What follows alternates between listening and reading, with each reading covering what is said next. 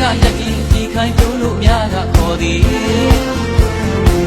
ပညာရေးချမ်းသာရေးနိုင်ငံကောင်းအောင်စေတနာကြီး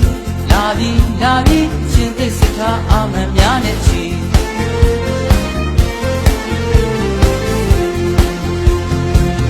စိတ်ရောက်အခမ်းထားလို့မြေရောက်ခမ်းနိုင်ကျေပြူရှိသည်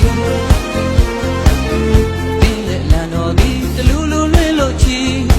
ရွှေဝါရောင်တပြေရွံ့ကတိုင်းဤပတ်လေပညာစီထိုတိုင်းအတွင်၌ရှင်သိစိတ်ထားရဲဝင်စေခဲ့သည်ထိုတိုင်းထိတ်တိုင်းရှေ့ဆောင်လက်ပြကျေပြူကြွားဝေ